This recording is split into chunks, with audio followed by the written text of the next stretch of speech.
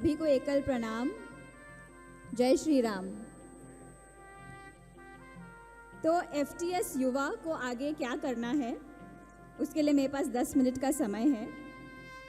तो मैं आपको ये बता दूं कि दिशा और दशा ये दो चीज़ें हैं जिसका हमें ध्यान रखना है। दिशा, जिसके लिए आज ये कॉन्क्लेव रखी गई है, जो नीरज ने ऑलरेडी आप सबको बताया है कि हम युवाओं को दिशा चाहिए। तो यहाँ जितने एमिनेंट स्पीकर्स आए हैं वो उनकी बातें सुनकर हमको एक दिशा मिल रही है। तो दिशा तो मिल गई है कि हमें किस ओर जाना है, लेकिन दशा क्या होती है? दशा यानी हमारी मानसिक स्थिति, और उसको सिंपल वर्ड्स में बोलूँ तो जोश। अगर हमें दिशा मिल गई है लेकिन अगर हमारे मन में जोश नहीं होगा तो शायद हम उस पथ पर ज़्यादा देर आगे नहीं चल पाएंगे। तो आप सबसे एक सवाल है, हाउस द जोश? हाउस द जोश? हाउस द जोश? Very good. सो हमें अपना जोश बना के रखना है। जो दिशा हमें यहाँ पे हमारे माननीय स्पीकर्स दे रहे हैं उस पे आगे चलते जाना है। अब वो हम कैसे कर सकते हैं, उसके 3 चीज़ें हैं जो हमें ध्यान में रखनी है सफलता के लिए। सबसे पहला है खुद से वादा। खुद से वादा यानी एक संकल्प करना। दूसरा है मेहनत ज़्यादा। वादा करने के बाद बैठना नहीं है, मेहनत करना है, मेहनत ज़्यादा। और फाइनल एंड मोस्ट इम्पॉर्टेंट, मजबूत इरादा। वापस नहीं आना है, थकना नहीं है, आगे बढ़ते जाना है। तो ये जो अब मैं 10 मिनट में आपको ये नहीं समझा सकती हूँ कि युवा क्या क्या एक्टिविटीज़ करेगा।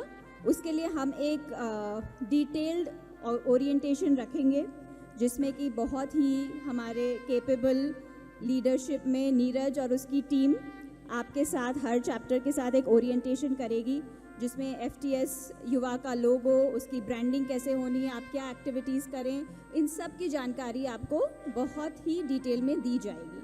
तो उसकी आप चिंता ना करें, वो आपको हर तरीके से सपोर्ट मिलेगा नेशनल टीम से। आपके जो भी सवाल हैं आप हमसे पूछ सकते हैं, आपके कुछ सुझाव है वो आप हमें दे सकते हैं। And we are very flexible, open, क्योंकि हमारा जो मिशन है वो एक ही है और उस तक पहुंचने के रास्ते अलग अलग हो सकते हैं। जैसे कि हमारे सनातन धर्म में भी कहा गया है कि ईश्वर एक है, उन तक पहुंचने के रास्ते अलग हो सकते हैं। तो आप किसी भी रास्ते से वहाँ पहुँचे, बस यही है कि ज़्यादा भटके हुए रास्ते से ना पहुँचे। तो उसका ध्यान रखने के लिए हम थोड़ा सा नज़र रखेंगे, बट पहुँचना हमें वहीं है। हमारे भारत माँ की सेवा करनी है हमें, और इंडिया को भारत बनाना है, विश्व गुरु बनाना है। तो यही हमारा उद्देश्य है, हमें आगे बढ़ते जाना है। आज जो पिछले सत्र में हमारे स्पीकर्स आए हैं हमने उनको क्यों बुलाया है? इसलिए नहीं बुलाया कि हम उन्हें सुने, प्रेरित हो और फिर घर चले जाएं। हमने इसलिए बुलाया है कि उसी वक्त उनसे हम क्या सीख के और कैसे उसे इम्प्लीमेंट कर सकते हैं, क्योंकि हम युवा हैं। हम सिर्फ सुनने के लिए नहीं आए हैं, सुन के बैठने के लिए नहीं आए हैं। तो 2 चीज़ें हैं जिसकी मैं आज अनाउंसमेंट कर रही हूँ, जो सारे चैप्टर्स को इम्प्लीमेंट करना है अपने अपने, और पूरा सपोर्ट हमारे पास रहेगा। तो सबसे पहले जो रामी जी ने बोला उसके हिसाब से हम फॉर्म कर रहे हैं बोर्ड रूम इवेंट्स, जिसका नाम होगा स्टडी सर्कल, जिसमें कि 25 से 50 के बीच की संख्या में आप ग्रुप बनाएंगे और स्पीकर्स बुलाएंगे। स्पीकर्स ऐसे होने चाहिए जैसे कि वो हिस्टोरियंस हो, एजुकेशनिस्ट हो, जर्नलिस्ट हो, एनवायरमेंटलिस्ट हो, जिनके पास सर्टिफाइड नॉलेज है और वो नॉलेज आपको दे। ये सेशन ऐसा होना चाहिए जिसमें इंटरेक्शन हो, जिसमें आप क्वेश्चन आंसर्स पूछ सकें, नोट्स ले सकें। तो this should be like a study, इसीलिए इसका नाम होगा स्टडी सर्कल। इसमें आप सीखेंगे और once you are educated yourselves and equipped, तो आप इस जैसे कि उन्होंने कहा कि ये जो स्कॉलरली नॉलेज है ये फैलनी चाहिए, तो इसकी शुरुआत हम तुरंत करेंगे।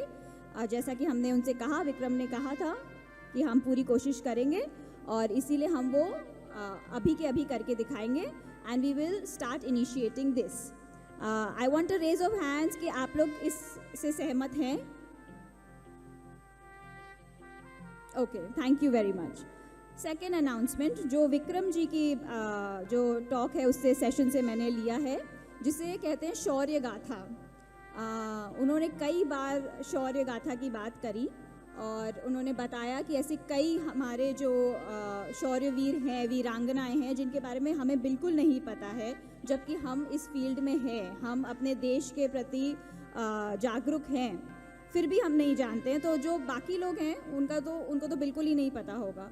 तो इसीलिए शौर्य गाथाएं करके हम छोटे छोटे रील्स एंड शॉर्ट्स बनाएंगे जो हम सोशल मीडिया के थ्रू सर्कुलेट करेंगे। और विक्रम जी ने अपनी एक पुस्तक हमें उन्होंने कहा है वो हमें देंगे, जिसमें उन्होंने ये सारी शौर्य गाथाएं लिखी हैं, जिससे हमें इजीली कंटेंट मिल जाएगा और उस कंटेंट को हम अट्रैक्टिव वे में, ताकि आज का युवा, हमसे भी जो युवा है, यानी हमारे जो बच्चे हैं जिनका कंसंट्रेशन स्पैन बहुत ही कम है, वैसे ये टाइमर नहीं चल रहा है तो मुझे पता नहीं है बता देना।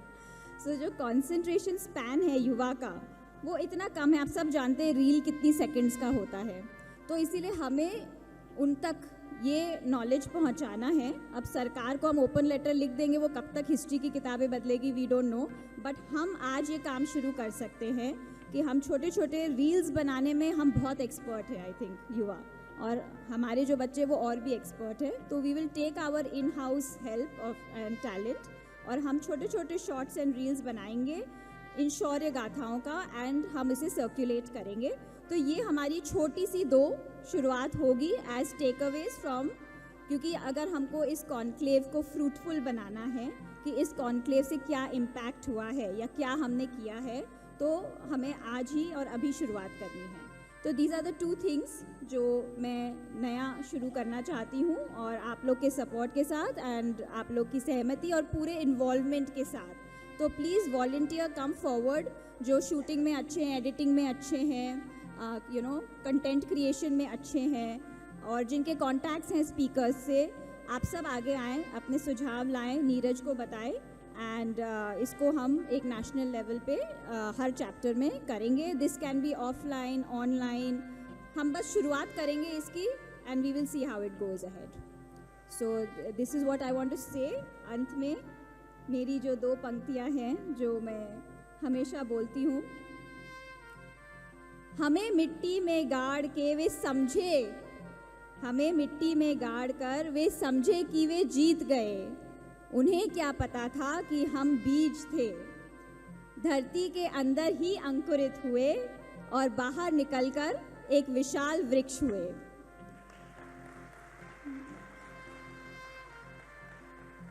इस एकल के विशाल वृक्ष के नीचे कई पीढ़ियां बैठकर भारत के संस्कारों की चौपाल सजाएंगे और भारत को विश्व गुरु बनाएंगे। जय हिंद।